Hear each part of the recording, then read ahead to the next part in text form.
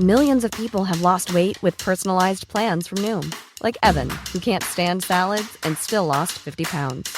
Salads generally for most people are the easy button, right? For me, that wasn't an option. I never really was a salad guy. That's just not who I am. But Noom worked for me. Get your personalized plan today at Noom.com. Real Noom user compensated to provide their story. In 4 weeks, the typical Noom user can expect to lose 1 to 2 pounds per week. Individual results may vary.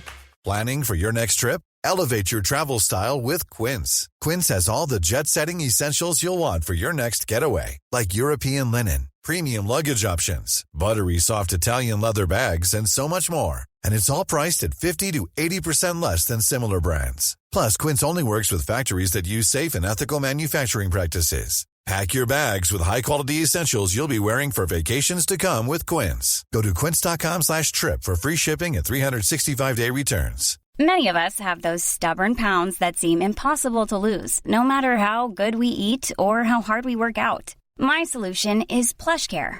PlushCare is a leading telehealth provider with doctors who are there for you day and night to partner with you in your weight loss journey. They can prescribe FDA-approved weight loss medications like Wegovy and Zepbound for those who qualify.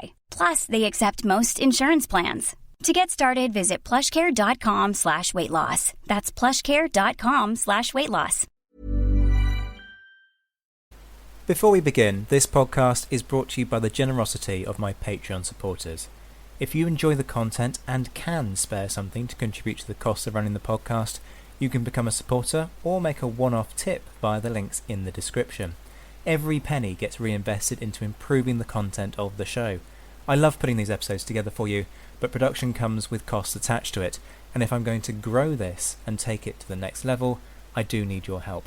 If you can't contribute or aren't keen, I totally understand, but for those who can and are inclined, you know how grateful I am. Either way, remember to drop a like and leave a review, and enjoy the show.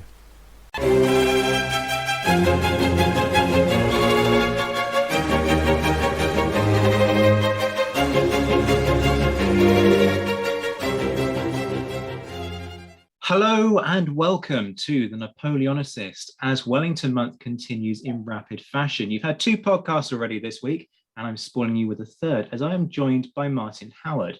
Martin has written a brilliant book on Wellington and the British Army's India campaigns in 1798 to 1805, but he also has a much wider ranging interest.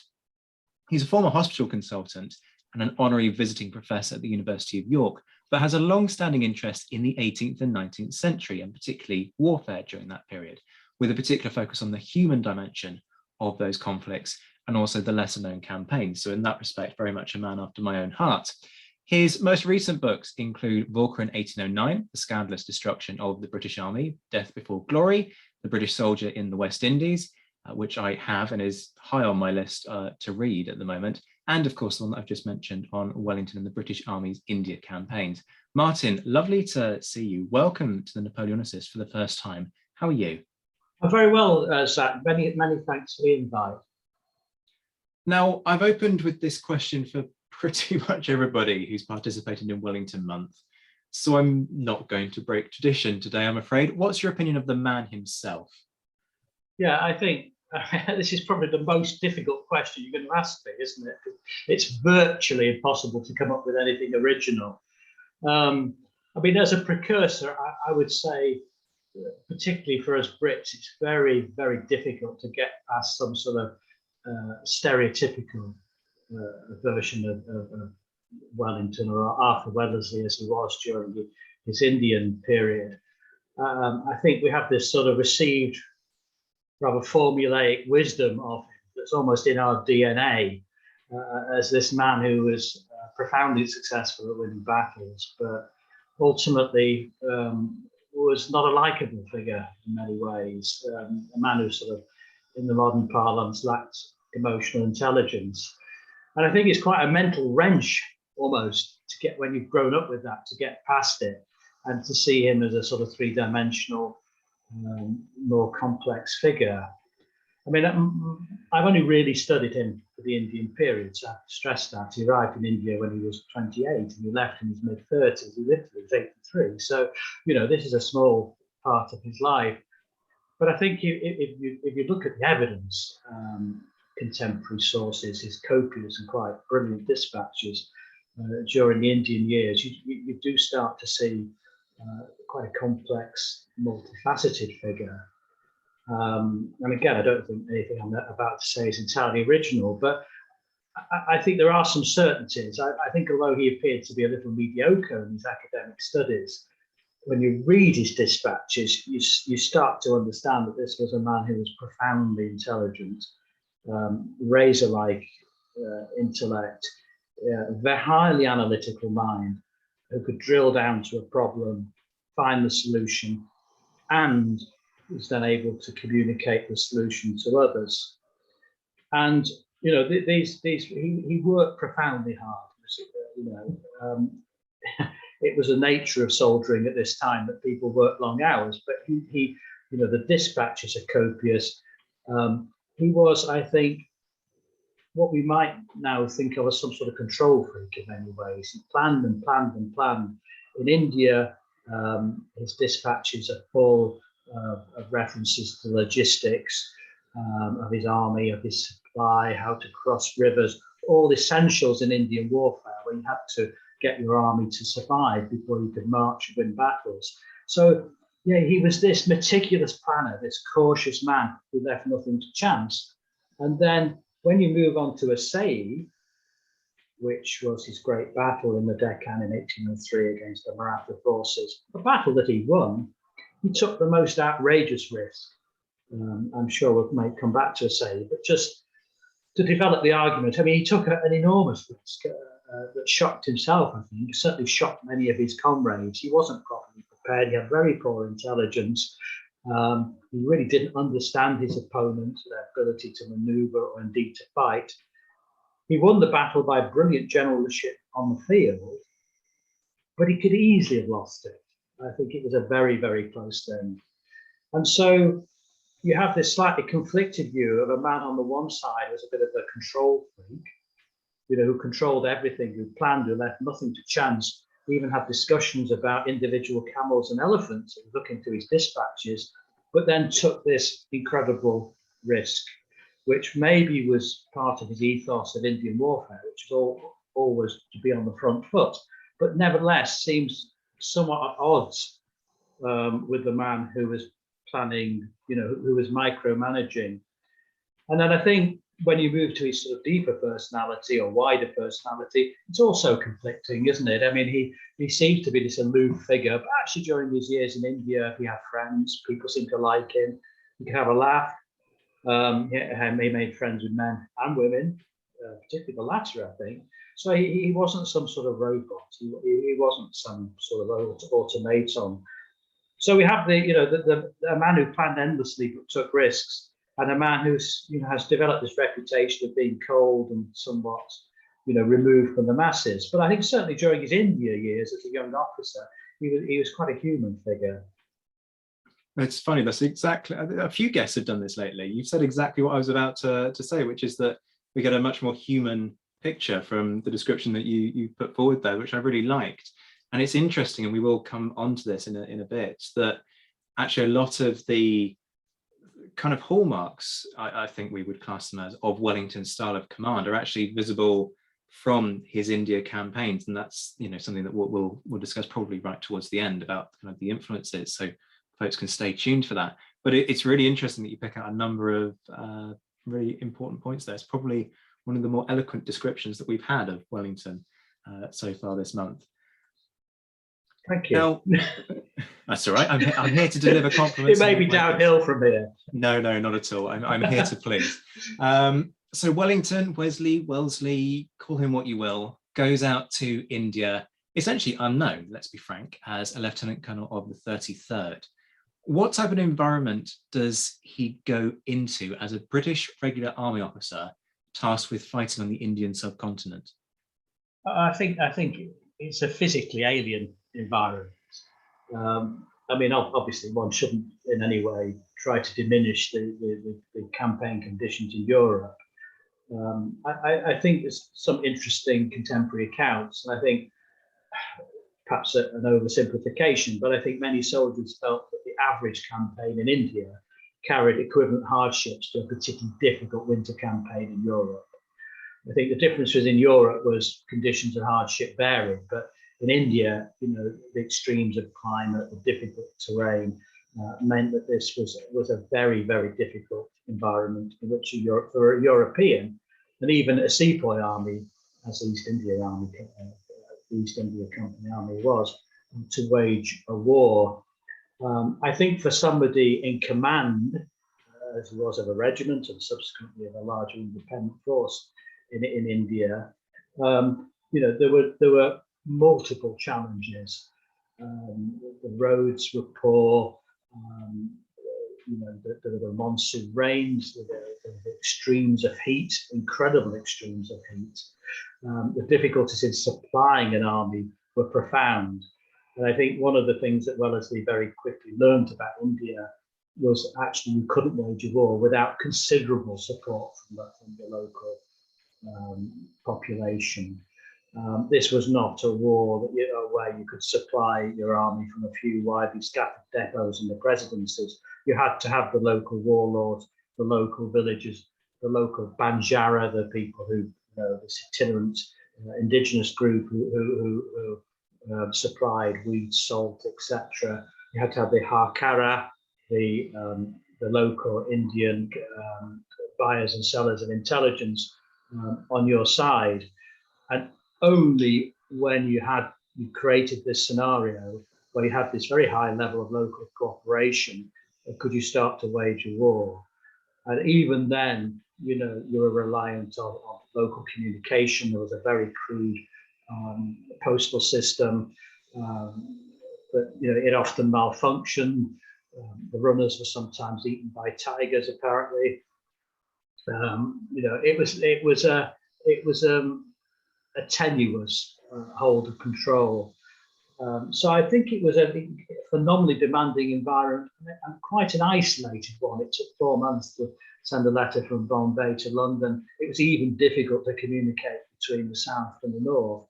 It's very difficult for Wellesley, who actually was in command in the south, in the Deccan, in the Anglo-Maratha War, to even communicate with his commander-in-chief, Gerard Lake, who it mustn't be forgotten, waged an equally, possibly more important campaign in the north.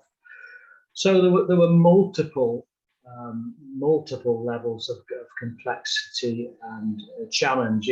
Really, I think the bottom line was you had to work hard to survive before you could actually engage on a campaign and win a battle. That's fascinating. Riders being eaten by tigers. This isn't something that, for all the complexities of the Waterloo campaign, that wasn't something that they had to contend with. So it's a very different, as you say, a very different environment that they've got to engage with. It is. That sort of sticks in my mind. When you read that, it sticks in your mind. There's another very nice description, which I think, in a way, summarises campaigning in India. William Thorne, who was an officer with Lake in the north, gives a long description of an elephant pulling a cannon out of quicksand.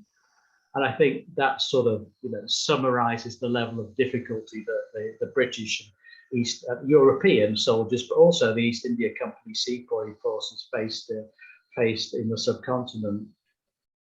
So what do we know about Wellesley as a commander of a regiment? Do we have any kind of insight into how he ran the unit and his attitudes towards keeping the rank and file in line, which we can then use to kind of extrapolate and work out his wider kind of philosophy of command?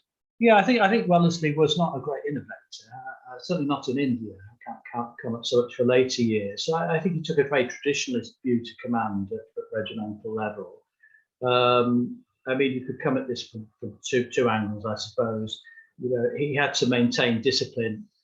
And if you read about his punishments that he issued out in his Indian dispatches, they're very traditional at the time. There's nothing surprising there. He was very quick to administer brisk military justice, but then that was the way of the time. I don't think that tells us too much about him as an individual. He took great care of his regiment's health. That's something I realise we may return, but he was very hot on military hygiene, ensuring that his troops had every possible chance of avoiding disease. Even on the voyage out to India as a very junior officer, his regimental orders are full of stipulations about keeping water clean, about ventilation, and so on. So I think he was a good military officer at regimental level. I think he enforced discipline in a very traditional manner. Something I suspect you may know more about than I do, Zach, but I don't think there's anything fundamentally different about his approach to that. And I think he joined many other officers at the time, many other good military officers, and he took care of his men. He valued the life and the well-being of his soldiers. At a regimental, and I think later at a sort of an army-wide level. Interesting, absolutely. So again, we can kind of see those early origins of what became fundamental in terms of his philosophy about looking after the men and kind of using them only when absolutely essential. And listeners will be relieved to hear that I won't kind of dive into a diatribe about crime and punishment during this period. 2 hours on crime and punishment of the British Army. They're not here to listen to me, they're here to listen to you. So Wellesley is heavily involved in the siege of Seringapatam. Let's start with the failed night action outside the city, one of a handful of incidents where things do go fairly badly wrong for Wellesley. What does fundamentally go wrong for him during this attack? Well, I think, just a little bit more background. Seringapatam, this was in the sort of prelude part of the siege. There was a ruined village on the outskirts of Seringapatam called Sultanpetta, and it was I think there were a number of buildings, and then there was forgive my pronunciations, a group of mango trees and grove and so on. And it was important to drive the Mysorean troops out of this sort of outpost. And the responsibility was given to Wellesley, Colonel of the 33rd, by Harris, who was the commanding officer of the Seringapatam expedition. I think the interesting thing about Sultanpetta is really, how much Wellesley was to blame, because this night attack was a failure. And it's a question, I suppose, how much he was he was set out to fail, if you like, by Harris, and how much personal responsibility Wellesley should take for the failure. The night attack went wrong. It was hardly surprising, because night attacks nearly always went wrong. Harris later noted in his journal ruefully that night attacks always go wrong, which begs the question why he ordered it. A night attack only a few nights earlier had gone wrong. The detail is obscure because the attack was difficult to regiment. Wellesley went forward with a number of companies. I think it was 5 companies of the 33rd. Some of the troops, initially it went well. It soon became chaotic in the dark. A number of men were wounded, 1 or 2 were killed. Wellesley came back, lost contact with his force, clearly in some state of distress, or probably exaggerated by some contemporary accounts. Wellesley had his enemies in the officer ranks. Some of them said he came back like a madman tearing his hair out. But in Harris's account, probably more reliable, he simply says Wellesley was sad to have failed. There are 2 sort of, I think people have looked at the Sultanpetta episode in 2 ways. One view, and that this was sort of the view taken by Wellesley's enemies in the ranks, if you like, is it was an example of nepotism at play. And here was an officer who'd made a mess of something, but because his older brother, Richard Wellesley, was Governor General of India, it was whitewashed, so he got away with it. Whereas the implication, the inference was that, if Arthur Wellesley hadn't been Richard Wellesley's younger brother, this would have been serious for him, possibly the end of his military career. The other view taken, which is supported by Rory Muir, which you wouldn't like to disagree, is actually that the Sultanpetta night attack debacle has only really got into the history books because it was Wellesley. It was a failed night attack, but they were commonplace, and it was a very, very small punctuation mark in the siege of Seringapatam. It wouldn't have otherwise attracted much attention at all, and it was only Wellesley's subsequent fame and notoriety that makes it significant. And I think you have to, well, not least because that's what Rory Muir thinks, you have to buy into that. It was his brilliant biography in part inspired me to write the book on India, I think. So I think it's probably the latter version of events. It was a disappointment for Wellesley, but a very small part of his overall military career. I really like that you brought up Rory, because I mean, you were a brave individual to take on anything associated with Wellington. Yes, indeed. In the wake of that. Well, I assumed I was going to do it worse than him, so I didn't put too much pressure on myself. Well, I disagree. I think you do an incredible job. I love the book. You wouldn't be on here if I didn't think it was a Thanks, great Zach. read. Yeah, just going back to, don't want to get off. But yeah, the reason I wrote the book is that most accounts of Wellesley in India are as part of biographies, aren't they? Yeah. So I think and all biographies have the disadvantage they focus on one individual. So you can't focus on Lake's campaigns in the north and so on. So I think that's why I wrote a book on India. But yeah, I digress. Sorry. No, not at all. Let's talk about what happens after the siege. So it's going to come as no great spoiler to folks that the British take Seringapatam. The Tipu Sultan is killed in the midst of the fighting, and then comes the task of appointing a governor of Seringapatam, which is given to Wellesley. But there are two in the running for that, the other person being Sir David Baird. Do you think the selection of Wellesley was, as you kind of alluded to in terms of wider discussions, a political move in the sense that his brother is out there as Governor General of India, or is it actually just the shrewder diplomatic choice because Baird has his issues with the local population following his imprisonment? Yes, I'm not sure, whether Harris had any communication with the Governor General as to the choice of the Governor of Seringapatam. It's on the superficially, it was Harris's choice.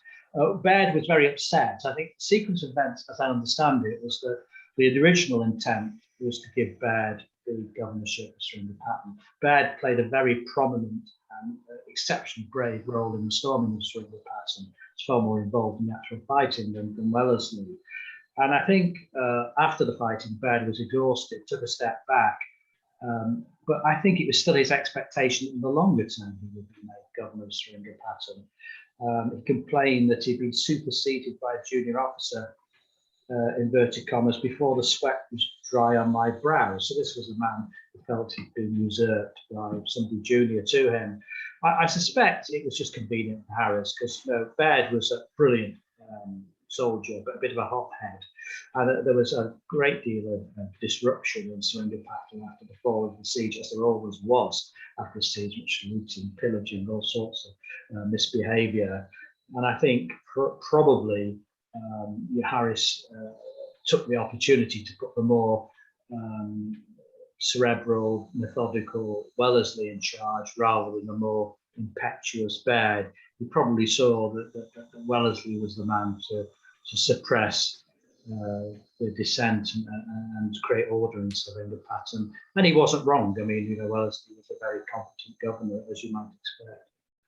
Absolutely. I'm interested to talk about Wellesley himself during this period, and particularly his health, which you touched on earlier in terms of the just the nature of the subcontinent. I mean, it was known, as was the Caribbean, as a kind of a graveyard for Europeans due to disease. There were plenty who went out to India, not really bothering about whether or not they could afford the return voyage home, because there was that question mark about, you can go out there and perhaps you'll strike it rich, but there's a good chance that you won't, and you won't need to come back. And if you somehow survive, well, then you're marooned out there unless you can make your money. But to go back to the health issue, am I right in recalling that Wellesley ends up with something called the Malabar itch? Yeah. Just to turn, because you just before we discuss Wellesley, just to support your point, Zach, that India wasn't the pestilential West Indies, but I just quote a number at them because you can't really get past the numbers when it comes to medicine and losses from disease in these far-flung campaigns. Of 350 officers in the Bengal Army who were promoted to lieutenant colonel. So we're just looking at very senior army officers here. People like Wellesley, which is why I quote the number, by 1820. So around this sort of period, 40% died in India, elsewhere in the East or in transit. Only 3 were known to be having killed in action. So an enormous number of deaths were from disease. So, you only had about a 1 in 2 chance of ever getting back home. Even in India, in West Indies, it would have been much less. So, I mean, Wellesley is sometimes quoted in Wellington as being a lucky general. But you had to be lucky to survive a posting in the West Indies or India. You wouldn't get your Waterloo because you'd die of dysentery in some, God-forsaken sort of small camp somewhere. Yeah, he did have the Malabar itch. It's like all of history, isn't it? It's like 1066 and all that version. People only remember the Malabar itch because it's the only memorable thing. The Malabar itch is a generic term for a number of skin fungal diseases. It wasn't ever likely to be fatal to Wellesley, but it was no doubt very unpleasant and debilitating. He also had a lot of lumbago, back pain, and rheumatism, which was commonplace. So they were two of his sort of medical problems, but were never going to sort of threaten his life. He had two episodes of disease that I think could have been fatal. One which he rather plays down was in 1798 at Madras. I maybe got the year wrong, where he had an episode of dysentery, which he mentions in his dispatches. He blames it on a poor water supply. As I say, he doesn't make a great fuss of it. He seems to have recovered, but 15 men of the 33rd died of it. So he could have died of dysentery. He didn't. Maybe he was favoured by being a senior officer, better nutrition and so on. Wouldn't have particularly related to the medical care. And then most significantly, he developed an intermittent fever, particularly in his early years in India, which was almost certainly a milder form of malaria. And it waxed and waned, which would have fitted very well with malaria. And it gradually debilitated him. And I think his health actually was a significant, I don't think it's the only factor, but a significant factor in his return to England. In 1805, he wrote to John Malcolm, one of his friends in India, from St. Helena on the return journey, saying that he was becoming very feeble and he really was starting to worry for himself. It's a letter that expresses a real concern that he hadn't got out of India at that time. Maybe he wasn't going to. So I think although there were, political, military, social reasons for Welles's return to England, I think his poor health was definitely part of it. For you as a medical man, you have a better insight into the complexities of medicine and the challenges during this period than certainly somebody like me. So what kind of treatments are they using for things like dysentery and for malaria? And on a medical level, to what extent do they just kind of get in the way and actually hinder the healing process or have no impact at all? Yeah, I mean, the common diseases in India were fevers, of which the majority were. Here's a cool fact. A crocodile can't stick out its tongue. Another cool fact, you can get short-term health insurance for a month or just under a year in some states. United Healthcare short-term insurance plans are designed for people who are between jobs, coming off their parents' plan, or turning a side hustle into a full-time gig. Underwritten by Golden Rule Insurance Company, they offer flexible, budget-friendly coverage with access to a nationwide network of doctors and hospitals. Get more cool facts about United Healthcare short-term plans at uh1.com. Millions of people have lost weight with personalized plans from Noom, like Evan, who can't stand salads and still lost 50 pounds. Salads generally for most people are the easy button, right? For me, that wasn't an option. I never really was a salad guy. That's just not who I am. But Noom worked for me. Get your personalized plan today at Noom.com. Real Noom user compensated to provide their story. In 4 weeks, the typical Noom user can expect to lose 1 to 2 pounds per week. Individual results may vary. Malaria, probably related, but an endless sort of list of other infectious disorders, liver disorders like hepatitis, which probably also excess alcohol consumption, and dysentery. Dysentery is a very uninteresting subject, but dysentery is actually the commonest cause of death in many wars. It was the commonest cause of death in the British Army in the Peninsular War. So these were the common diseases, but of course they were misunderstood. This was a long time before the science of microbiology and the understanding of insect vectors and how disease was transmitted. There were a few doctors who understood that diseases might be contagious, but most army doctors in India and elsewhere had these sort of miasmatic views of diseases. They thought diseases came from these rather stagnant and pleasant vapors emanated by marshes and so on. You can see why that was so easy to believe. And they thought disease in crude terms was due to these impurities entering the blood and so on. And that the best way of ridding the soldiers of these diseases was to sort of purge them, was to, and really to induce vomiting, diarrhea and excess salivation and sweating and pour cold water over them, and to give them toxic drugs like mercury and so on. So a lot of the treatment, as you imply, was actually harmful, only likely to cause the soldier further indignity and shorten their life. But there were some treatments that might have been effective. Peruvian bark was used, which had some efficacy in malaria. It's still used today, quinine, the derivative. And things like opium would have given, may have helped in diarrhea and given some analgesic effects. Some of the things like, cool baths and changes in diet were probably not harmful. But the whole regime, which often attracts the term antiphlogistic, was in the majority of cases pretty unhelpful. And one of the things that Napoleon and Wellington have in common is they were both quite sceptical of contemporary medical treatments, and they were both, in retrospect, entirely correct. Do you see a divide in terms of what the officer will receive in terms of treatment and what the rank and file get? I.e., does Wellington have a better chance, and I presume the answer here is yes, of getting access to, say, Peruvian bark compared to your ordinary member of the rank and file for whom they haven't got the money to pay for such medical supplies? That's true. I mean, it's arguable whether getting more of this treatment was a good thing. That's true, yes. Maybe the more you qualify for, the more you were likely to die. I think that there is some evidence of lower mortality rates in officers. It's been a bit sketchy.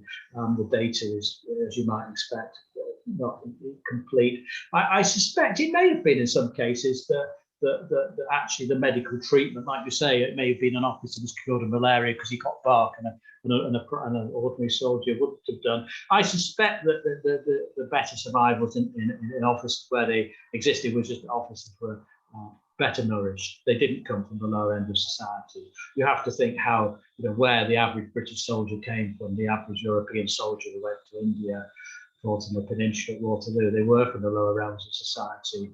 Disease was rife, malnutrition was rife. So their chances of surviving disease were reduced by the fact that many of them were in a fairly feeble state to start with. And also their accommodation, there were differences there. Ordinary soldiers were more likely to contract diseases because, such as typhus, for instance, which wasn't a massive issue in India, but it certainly was in Europe and the peninsula. You were more likely to contract these diseases if you were rammed together in some barracks than if you were an officer's accommodation. So there were differences. But I don't think they were profound. I think that original figure I quoted about disease losses in soldiers who were promoted to lieutenant colonel makes the point that nobody was immune from these diseases.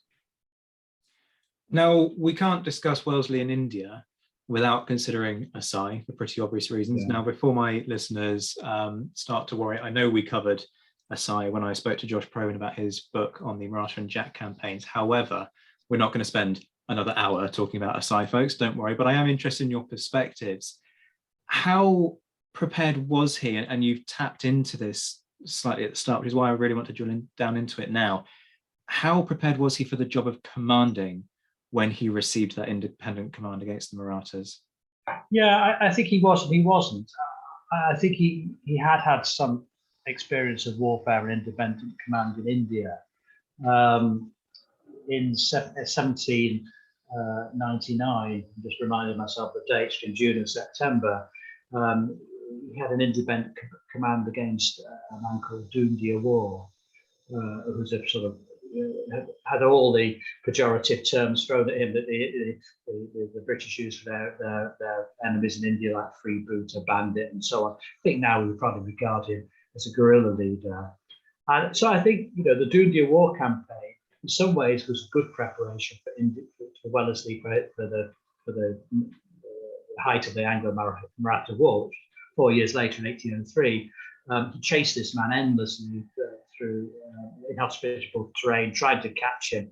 His sort of mission if you like, was to hang this freebooter, Dundia, from the nearest tree, inverted commas. And he caught him in the end, and he won the skirmish, and Dundia War was killed. And I think most historians have regarded that as a formative campaign for Wellesley, which did prepare him for campaigning in India.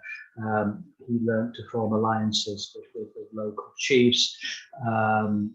He was already showing, inverted commas, the unremitting aggression, keen eye for logistics that would underpin his future campaigns in India. But I think what that campaign lacked was a major battle.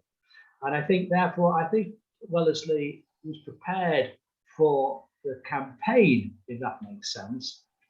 I think he got on board a lot of the skills he needed to march quickly, to catch his opponent by surprise. I say it was an intelligence failure on both sides. So I think he was in a position to bring his army to Assaye in a competent way, but I'm not sure he was prepared for the battle. You might argue, how could he be? Dundia War was not the Maratha Federation. I think, in passing, I think Wellesley was profoundly fortunate that there wasn't a great Maratha general. I think a point actually, incidentally, in discussions with Assaye, I think is sometimes overlooked. There wasn't a great Maratha general. What would have happened if there had been? Would it have been very different? So, and I think he did take a big risk at Assaye. We touched upon that. His intelligence was poor. He underestimated the ability of the Maratha army to maneuver in the field of battle. He underestimated the quality of the Maratha artillery and infantry. And, to having inferred criticism, the only reason he won the battle because he was brilliant on the field. He showed enormous bravery. He made the right tactical decision. He solved problems in real time. And none of that was happening on the Maratha side. And his officer class showed superior qualities to the Maratha officer class, whose loyalty was perhaps a little to Scindia, was a little tenuous, Scindia being the Maratha chief. So I think he won the battle in real time, but the way he approached it, he could easily have lost it. So I don't think he was very prepared, but perhaps ultimately you can only prepare for a battle by fighting one, can't you? And Assaye was a completely unprecedented event for him, and indeed all the European and East India Company forces involved. So do you see a change in how he approaches bringing an enemy to battle subsequently? So I'm thinking here of Arguin, where there's not a huge battle, certainly nothing on the scale of Assaye, but there is nonetheless a conflict. Do you see him approaching that a little bit differently because he's been brought up short by what happens at Assaye and kind of goes, well, actually, that didn't go quite how I intended? Yeah, I think there is a change in tone in his dispatches. His subordinate in the Assaye campaign, although the forces were split, was Colonel Stevenson, who Wellesley sends a lot of instruction. And when you read the dispatches in the month leading up to Assaye, he's almost relentlessly encouraging Stevenson to be aggressive, to dash at the enemy, to be on the front foot, to be aggressive. And that, which is, you can argue that, let's say, Wellesley was just true to his own philosophy. I think if you read the contemporary accounts of Wellesley after Assaye, this was not a victorious, confident general, celebrating a victory. This was a man with a head in his hands. He was shocked, I think. He couldn't quite believe the risk he'd taken himself. And reading that into it, we don't know exactly what he was thinking, but certainly the accounts were that he was mortified by the losses that he'd suffered, and I think, and shocked by how close he'd come to failure. But also, all of a sudden, there is a slight change in the tone of his dispatches after Assaye to Stevenson. He's suddenly a little bit more cautious. He's much more he's much more careful about advising Stevenson to engage the enemy. It has to be under certain circumstances. And I think Arguin, he does initially hesitate, doesn't he? He gets to the local village, he goes up the watchtower, he sees the Bonsi's forces in the plains of Arguin, and he does initially hesitate.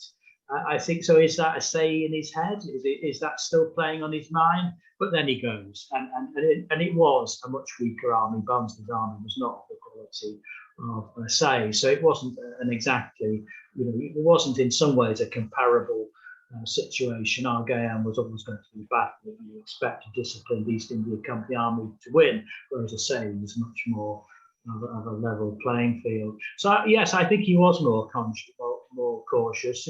Whether he then took that caution, beyond India. I mean, some have suggested that the lesson learned at say was carried not just through to Arguam and so on, but right into his European campaigns. But I think that's much more contention.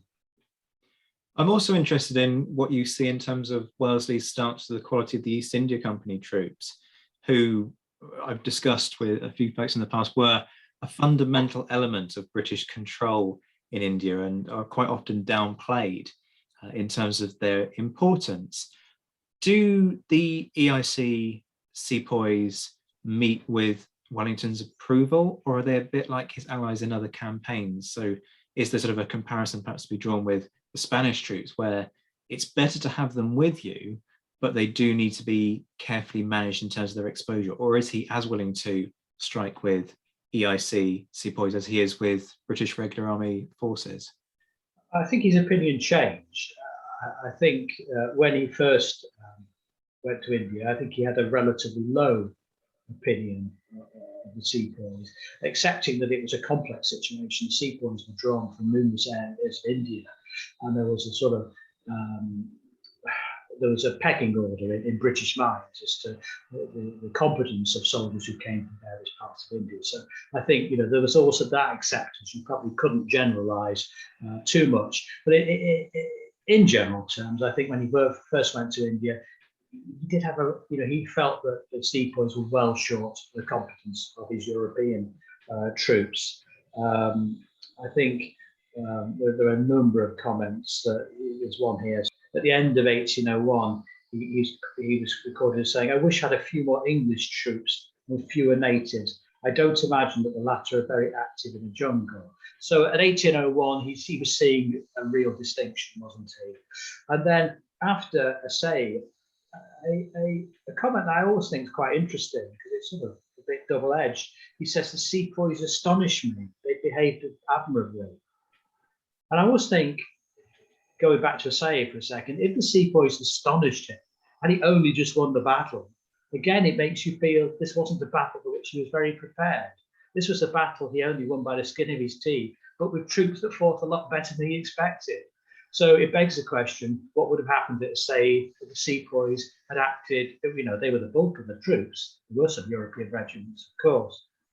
I think both Lake and Wellesley ultimately held the same opinion. I'm going to quote that from Lake. This is in October 1803. This is between the battles of Delhi and Lasvaree. And Lake says, "The sepoys have behaved excessively well, but from my observation this day, as well as on every other, it is impossible to do great things in a gallant and quick style without Europeans." So I think Wellesley and Lake ended up in the same place. I think they valued their sepoy troops. They knew they were competent.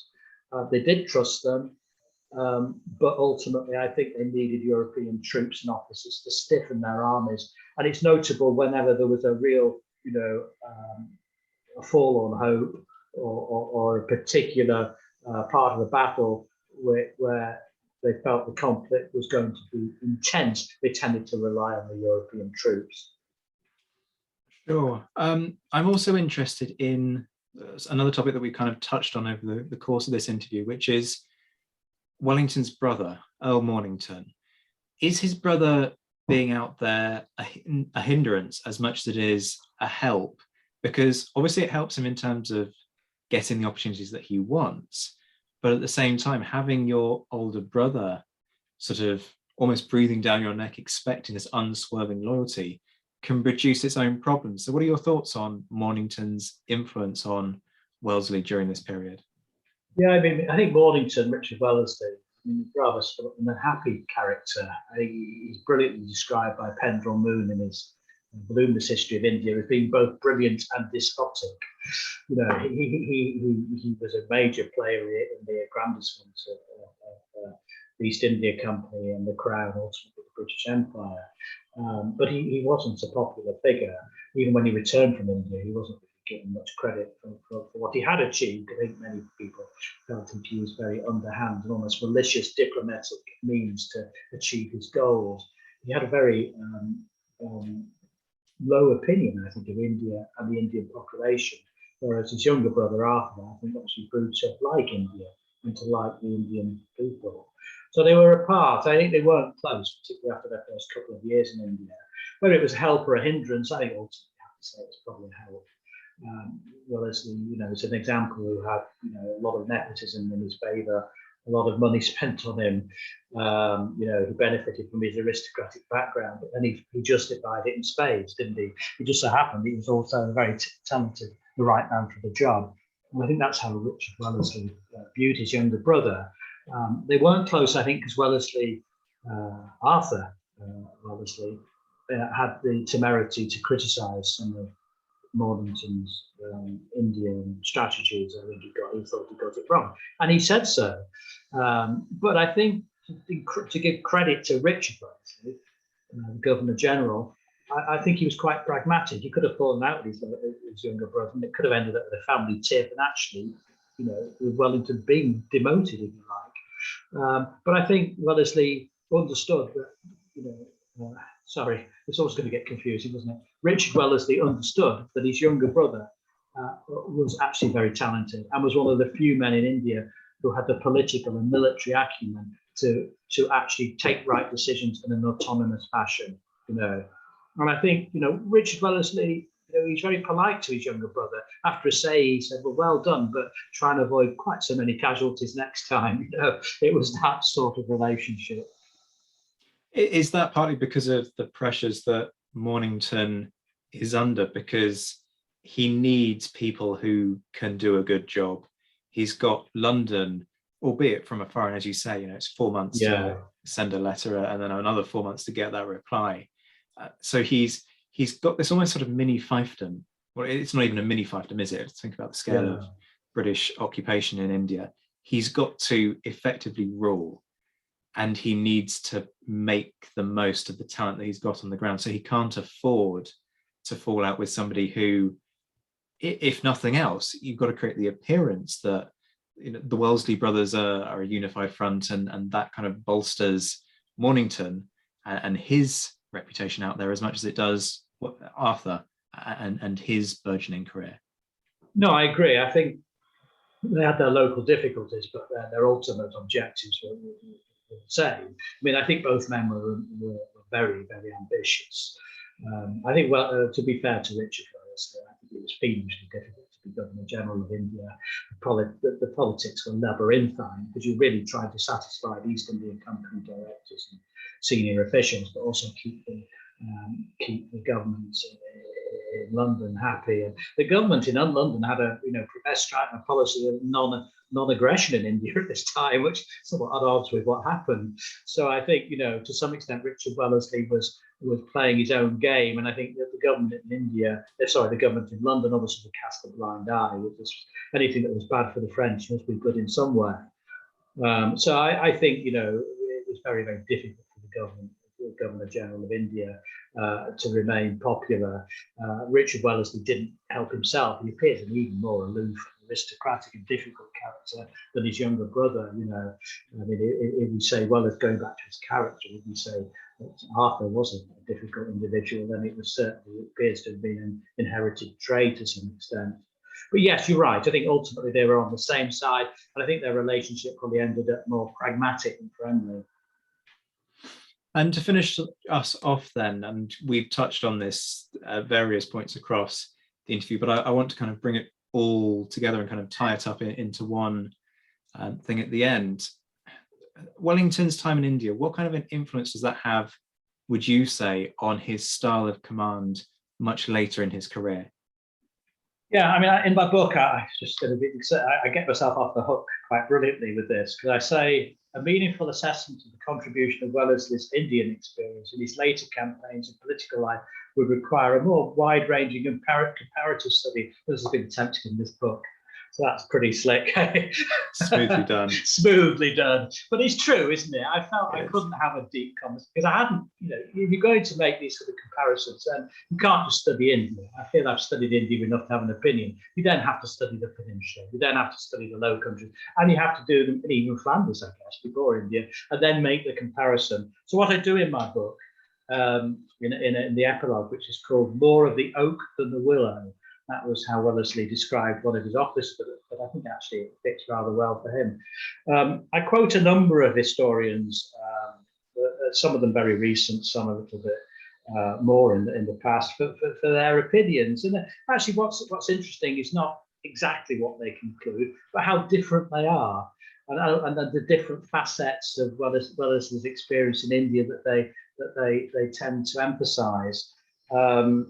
Anthony Burnell, who writes a very political account of the Anglo-Maratha War, not surprisingly emphasises the political acumen that Wellesley gains in India. This was a man who could sort of negotiate with the Nawabs. He was, if you could engineer your way or maneuver your way through Indian politics, then European politics, were going to be quite accessible. So, we must remember, as a politician, he probably gained a great deal of skill in India. Some people see tactical motifs that were repeated, asking his troops to lie on the field, and this sort of thing, which is recurrent in his later battles, such as Waterloo. Perhaps that's a simplistic comparison, but people do see tactical similarities. I mean, I think it's quite interesting to compare Hugh Davis and Rory Muir, because they come from a slightly different angle. Actually, they reach quite different opinions, which I think is interesting, isn't it? Hugh Davis, I hope you just mind me quoting from his book, which is really interesting.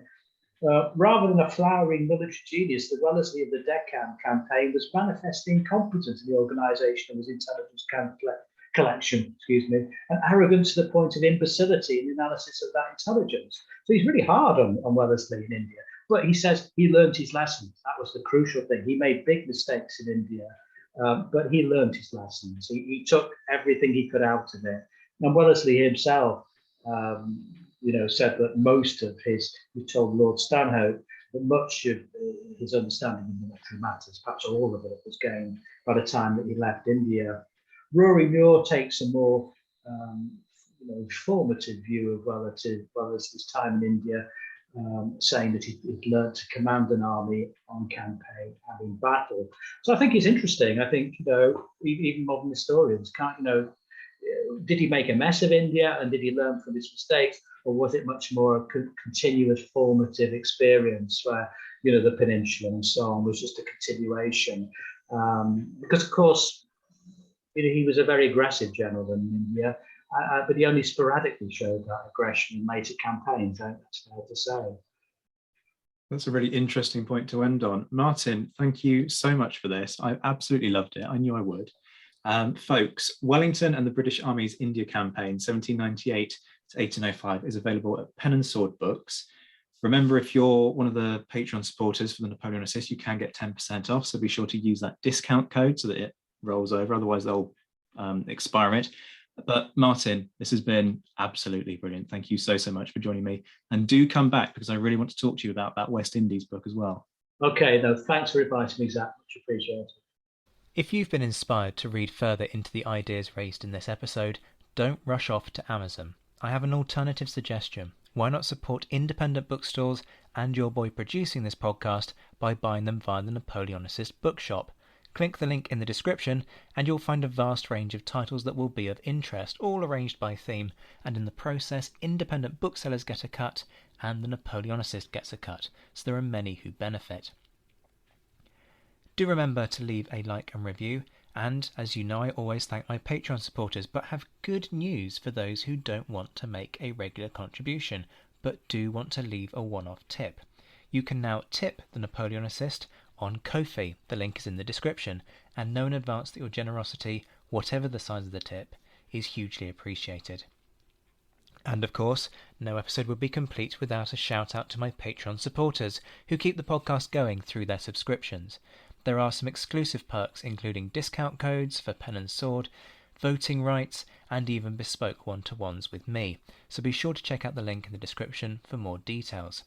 A particular thanks to my Emperor level patron Mark Stouse, my Commander patrons Ger Brown and Jane Davis, and my mentioned in Dispatches patrons Colin Fieldhouse, Ryan Diamond, Alexandra Lyon, Josh Keeney, Gareth Copeland, Ross Flowers, Jim Deary, Lucy Tatner, James Bevan, Roy Muir, Lynn Dawson, Beatrice de Graaf, Anna Vakulenko, John Haynes, Brendan Teeling, an anonymous Canadian, Alex Churchill, and Rob Griffith.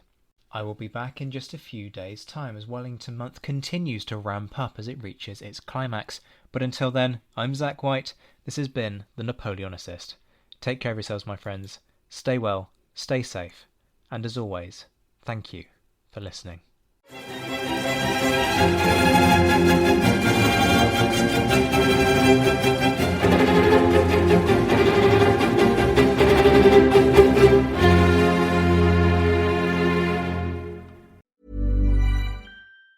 Even on a budget, quality is non-negotiable. That's why Quince is the place to score high-end essentials at 50 to 80% less than similar brands. Get your hands on buttery soft cashmere sweaters from just $60, Italian leather jackets, and so much more. And the best part about Quince, they exclusively partner with factories committed to safe, ethical, and responsible manufacturing. Elevate your style without the elevated price tag with Quince. Go to quince.com/upgrade for free shipping and 365-day returns.